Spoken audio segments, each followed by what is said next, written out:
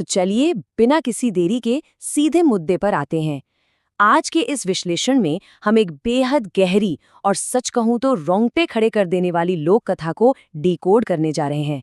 हम बात कर रहे हैं कर्ण पिशाचिनी की। देखिए, लोक कथाओं के अनुसार ये कोई आम जादुई शक्ति नहीं है, बल्कि ये एक ऐसा डार्क तंत्र है जो सीधे तौर पर इंसानी लालच और प्रतिशोध की सबसे गहरी खाइयों से जुड़ा हुआ है। आज हम सिर्फ इस डरावनी कहानी को ऊपर ऊपर से नहीं सुनेंगे, बल्कि उन नियमों और इस तंत्र मंत्र की पूरी कार्य प्रणाली को गहराई से समझेंगे जो इस शक्ति को इतना ज्यादा खतरनाक बनाते हैं। पुष्कर घाट के एक अघोरी के इन शब्दों पर जरा गौर कीजिए। ब्रह्मांड की सबसे कठिन परीक्षा और जीवन का नर्क बन जाना। जरा इन शब्दों के वजन को महसूस करके देखिए। ये साफ तौर पर बताता है कि इस अलौकिक शक्ति से जुड़ने का दाव कितना बड़ा है। ये लिटरली कोई साधारण जादू टोना नहीं है। ये एक ऐसा सौदा है जिसमें इंसान अपना सब कुछ दाव पर लगा देता है। चलिए जल्दी से देखते हैं कि आज के इस विश्लेषण का रोडमैप क्या होगा। हम इसे 5 हिस्सों में समझेंगे। सबसे पहले इसका आकर्षण, फिर अनुष्ठान के नियम, उसके बाद वो खौफनाक समझौता, फिर इसकी परजीवी कीमत और अंत में इसका निष्कासन। आइए आगे बढ़ते हैं। तो शुरू करते हैं हमारे पहले पॉइंट से, आकर्षण। आखिर ऐसा क्या है जो किसी इंसान को इतनी खतरनाक और प्राचीन विद्या की ओर खींच ले जाता है? मूल स्रोतों के अनुसार कर्ण पिशाचिनी एक ऐसी शक्ति है जो बिल्कुल एक जीवन संगिनी की तरह साथ निभाती है और इंसान की हर एक इच्छा पूरी करती है। फिर चाहे वो असीमित शक्ति पाना हो, किसी का विनाश करना हो या फिर कोई बहुत बुरा बदला लेना हो। इस कहानी में सुमित नाम के एक युवक ने पारुल नाम की लड़की से मिले भयानक अपमान और एक थप्पड़ का बदला लेने के लिए इसी शक्ति को चुना था। सबसे खतरनाक बात यह है कि ये शक्ति केवल उसे बुलाने वाले को ही दिखाई देती है, जो इसे एक बहुत ही व्यक्तिगत और घातक हथियार बना देता है। सुमित जिस भ्रम का शिकार हुआ वो लिटरली एक बहुत बड़ा ट्रैप था। एक तरफ तो ये विद्या वादा करती है पूर्ण प्रतिशोध और वफादारी का। सुमित को लगा कि वो इस शक्ति को कंट्रोल करेगा, वो इसका मास्टर बन जाएगा। लेकिन दूसरी तरफ जो असलियत है वो बिल्कुल डरा देने वाली है। सच्चाई ये है कि इंसान अपनी खुद की सोचने समझने की शक्ति, अपनी फ्री विल पूरी तरह खो देता है। उसे मजबूरन मानव बलि देनी पड़ती है और उसकी आत्मा पूरी तरह से नष्ट हो जाती है। ये एक ऐसा जाल है जहां शिकारी खुद ही शिकार बन जाता है। अब आते हैं इसके दूसरे हिस्से पर, यानी अनुष्ठान। 2 अलग अलग दुनियाओं के बीच के इस पर्दे को फाड़ना कोई बच्चों का खेल नहीं है। इस विद्या के नियम बेहद कठोर और सच कहूं तो क्रूर हैं। सबसे पहले सुमित पुष्कर घाट जाता है और एक अघोरी से वो प्राचीन किताब चुरा लेता है जिसमें इसका पूरा ज्ञान छिपा है। इसके बाद एक पुराने बंगले के बिल्कुल एकांत में वो खुद को एक सुरक्षा घेरे के अंदर कैद कर लेता है। ये घेरा उसे बाहरी दुनिया और उस अघोर दुनिया के बीच एक बॉर्डर का काम देता है। और फिर शुरू होता है 10 दिनों का पूरी तरह से उपवास और उन खौफनाक तांत्रिक मंत्रों का लगातार जाप। आप खुद सोचिए, ये कोई समर्पण नहीं बल्कि पागलपन की चरम सीमा है। इस पॉइंट को समझना बहुत जरूरी है। ये कोई आम मानसिक परीक्षा नहीं है, ये एक भयानक शारीरिक यातना है। 10 दिनों तक बिना अन्न जल के उपवास करने से सुमित का शरीर सचमुच गलने लगता है। उसके कपड़ों से, उसके शरीर से मौत जैसी भयानक बदबू आने लगती है। मतलब इस अलौकिक शक्ति से जुड़ने के लिए इंसान को पहले खुद के भीतर की इंसानियत और जीवन को ही मारना पड़ता है। ये शारीरिक पतन असल में उस भयानक बुराई के आने का संकेत होता है। अब बारी आती है तीसरे पहलू की, वो खौफनाक समझौता। जब ये भयानक अनुष्ठान पूरा होता है और वो शक्ति सामने आती है तो असल में होता क्या है? 11वें दिन की रात जब कर्ण पिशाचिनी आखिरकार प्रकट होती है तो वो अपने साथ एक ऐसा कॉन्ट्रैक्ट लेकर आती है जिसे कभी तोड़ा नहीं जा सकता। इसके 3 बेहद डरावने नियम हैं। पहला, इंसान को वही खाना और पीना होगा जो वो शक्ति ग्रहण करती है, यानी आप अपनी बुनियादी इंसानी ज़रूरतें भी भूल जाइए।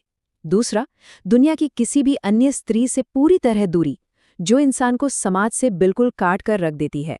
और तीसरा, जो सबसे ज्यादा खौफनाक है, हर रात एक मानव बलि।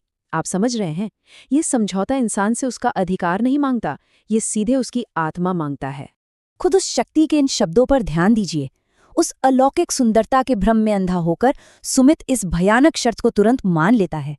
उसे लगता है कि वो अपना बदला ले रहा है, लेकिन असलियत में वो खुद को उस पिशाचिनी की भयानक भूख मिटाने का सिर्फ एक जरिया बना रहा है।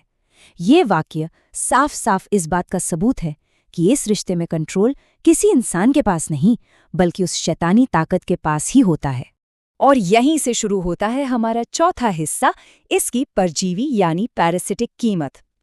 इस तरह की शक्ति को पालने की असली मनोवैज्ञानिक कीमत क्या चुकानी पड़ती है? विनाश की स्पीड को देखिए, ये सच में रोंगटे खड़े कर देने वाला है। पहले दिन सुमित का लक्ष्य पूरा हो जाता है, पारुल मारी जाती है। सुमित को लगता है कि वो जीत गया है, लेकिन जैसे जैसे दिन बीतते हैं उस शक्ति की बलि की मांग बढ़ने लगती है। 10वें दिन तक आते आते उस सम्मोहन और नियंत्रण के चलते सुमित अपने ही माता पिता की बलि दे चुका होता है, और 11वें दिन तो वो अपनी ही सगी बहन और दोस्तों को मारने के लिए निकल पड़ता है। प्रतिशोध की ये आग अपनों को ही राख कर देती है। तो यहाँ जो सबसे बड़ा टेकअवे है वो ये है कि कर्ण पिशाचिनी कोई इच्छा पूरी करने वाला वरदान नहीं है, बल्कि वो एक परजीवी, एक पैरासाइट है। ये पूरा कॉन्सेप्ट ही इस लोक कथा का बेस है।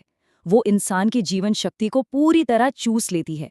सुमित की लाल आंखें, उसका बेजान शरीर और उसकी पागलू जैसी हरकतें ये साबित करती हैं कि वो अब एक इंसान रहा ही नहीं। वो बस एक सम्मोहित खाली बर्तन बन चुका है जो सिर्फ और सिर्फ उस शक्ति के ऑर्डर्स फॉलो कर रहा है। तो क्या इस नर्क से बचने का कोई उपाय है? ये हम देखेंगे हमारे 5वें और आखिरी हिस्से, निष्कासन में।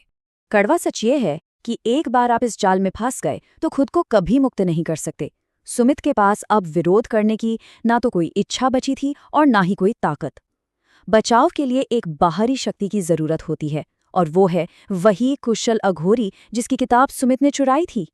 ये इस बात को दर्शाता है कि अघोर विद्याओं में जो शक्ति बुलाने की क्षमता रखती है, केवल उसी के पास उसे वापस उसी दुनिया में भेजने का सटीक ज्ञान भी होता है। इस काउंटर रिचुअल यानी निष्कासन की जटिलता सच में हैरान कर देने वाली है। अघोरी जो भी कदम उठाता है वो एकदम साइंटिफिक सटीकता और तांत्रिक ऊर्जा का जबरदस्त कॉम्बिनेशन है।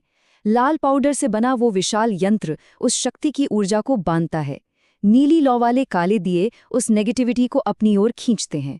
फिर वो गूंजने वाले मंत्र उस पिशाचनी को जकड़ लेते हैं, और आखिर में तांबे के बर्तन में काले तेल और लाल धागे को जलाकर जो धुएं का बवंडर पैदा होता है, वो उसे वापस उसी दुनिया में ढकेल देता है जहां से वो आई थी। ये लिटरली 2 बड़ी इच्छा शक्तियों का एक महायुद्ध है। अंत में अनुष्ठान समाप्त हो जाता है।